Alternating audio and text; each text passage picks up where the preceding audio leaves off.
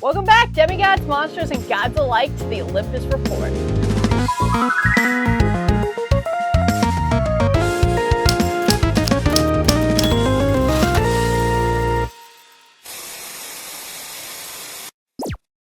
Never judge a book by its cover, and this gentle giant is no exception. Here's a character breakdown.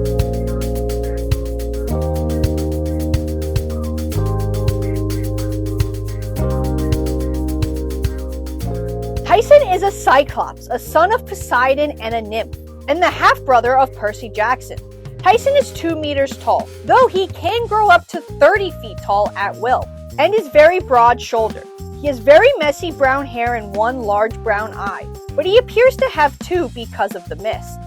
In the mortal world, Tyson was portrayed by Douglas Smith in the 2013 Sea of Monsters movie and will be played by Daniel Dimer in the upcoming Percy Jackson and the Olympians Season 2 on Disney+. Tyson is often childish and clumsy and is known for crying at times and can often appear dense at a glance. Sometimes he forgets his own strength.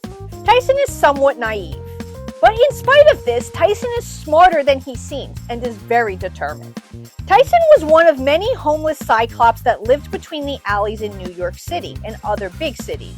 Tyson spent the first 7 years of his life in a large refrigerator box. While living on the streets, he was attacked by monsters who were brave enough to attack him. This resulted in many scars on his body, but mostly on his back. One of the monsters that attacked him was a sphinx. Tired of these attacks, Tyson prayed to his father for help. Eventually, Tyson's prayers were answered, as people from Merriweather College Prep found him living in the refrigerator box.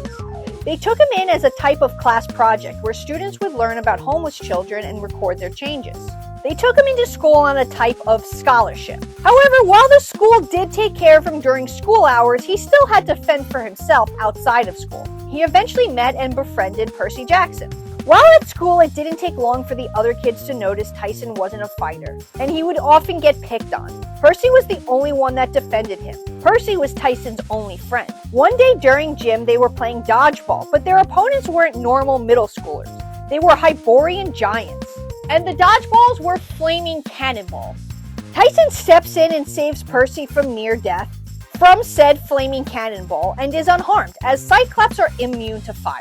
With the help of Annabeth, who shows up, they are able to defeat the giants, but not before setting the school on fire and then fleeing to Camp Half-Blood. It is clear that Annabeth is not a fan of Tyson at the start, due to her resentment at Cyclops from her time on the streets with Thalia and Luke.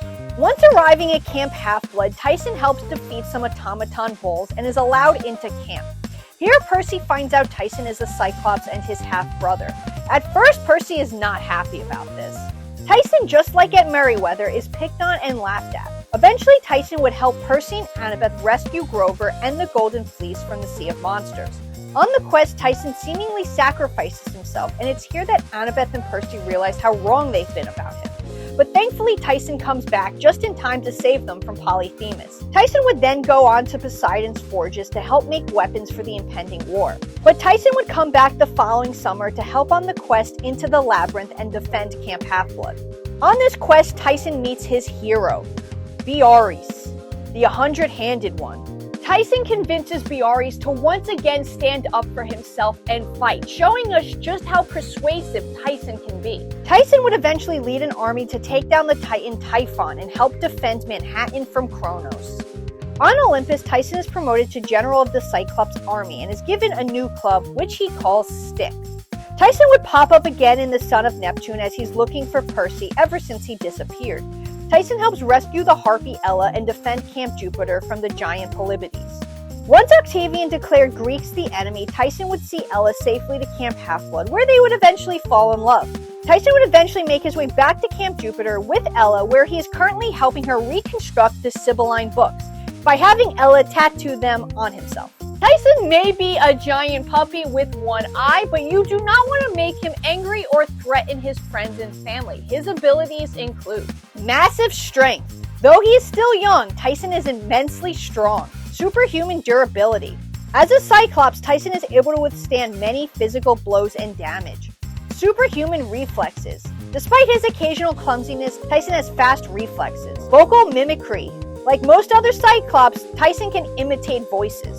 Superhuman hearing. He possesses sharp hearing. Height manipulation. As a cyclops, Tyson can grow up to 30 feet tall. Fire immunity. As a cyclops, Tyson is immune to fire and extreme heat. Underwater breathing. As a cyclops, son of Poseidon, Tyson can breathe underwater. Forging skills. Cyclops possess an innate talent with metalwork. Tyson grows into a competent leader and warrior, but that wasn't always the case.